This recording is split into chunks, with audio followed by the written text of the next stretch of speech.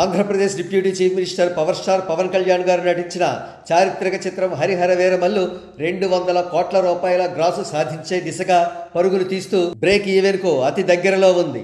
అయితే కొన్ని పేటీఎం కుక్కలు పవన్ కళ్యాణ్ గారిపై ఈర్ష్య, అసూయ, ద్వేషాలతో రివ్యూవర్లు అనే పేరుతో హరిహర వీరమల్లు చిత్రానికి చాలా నీచాతినీచమైన రేటింగ్ ఇచ్చాయి. అటువంటి పేటీఎం కుక్కల్లోకెల్లా పెద్ద కుక్క గ్యాసాంధ్ర మూర్తిగాడు. వీడేం చేశాడో తెలుసా? సినిమా రిలీజ్ అయ్యి ఇంకా మొట్టమొదటి షో కూడా పూర్తి కాకుండానే రివ్యూ ఇచ్చి పడేశాడు. ఆ రివ్యూలో రేటింగ్ 1.75గా ఇచ్చాడు. స్వతహాగా మెగా ఫ్యామిలీ ద్వేషి అయిన ఇతగాడు మెగా హీరోల సినిమాలన్నిటికీ కూడా దాదాపు ఇదే రేటింగ్ ఇస్తూ ఉంటాడు. ఇంత బయాస్డ్గా రివ్యూలు రాస్తూ ఇంత నీచి నికృష్టమైన జన్మను వీడు ఎలా గడుపుతున్నాడో ఎవరికీ అర్థం కాని పరిస్థితి. ఆ గ్యాసాంధ్ర మూర్తిగాడికి పూర్తి భిన్నంగా ఉండే ఈ గ్రేట్ పర్సనాలిటీని చూడండి. ఈయన మరెవరో కాదు, బాలీవుడ్ నంబర్ 1 రివ్యూవర్ కోమల్ మెహతా. ఎవరైనా తమ సినిమాకు పాజిటివ్గా రివ్యూ రాయండి అని డబ్బులు ఇవ్వబోతే ఆ సినిమా రివ్యూ ఇంకా ఇవ్వరు.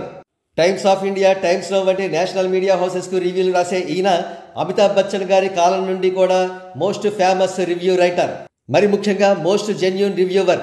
అటువంటి ఈయన హరిహర వీరమల్లు చిత్రం గురించి చాలా పాజిటివ్ రివ్యూ ఇచ్చారు. పవన్ కళ్యాణ్ గారి వంటి ఒక పొలిటీషియన్ ఇటువంటి సెన్సిటివ్ సబ్జెక్టు ఎన్నుకోవడం పట్ల ఆశ్చర్యం కూడా వ్యక్తం చేసి ఆయనను అభినందించారు. సినిమాపై అసలు సిసలైన నిఖార్సైన విశ్లేషణ చేసి గ్యాసాంధ్ర మూర్తిగాడి గోప పగలగొట్టారు. ఒక్క గ్యాసాంధ్ర మూర్తిగాడికే కాదు, అమ్ముడుపోయిన ప్రతి పేటీఎం కుక్క గోబా కూడా పగలగొట్టారు కోమల్ మెహతా.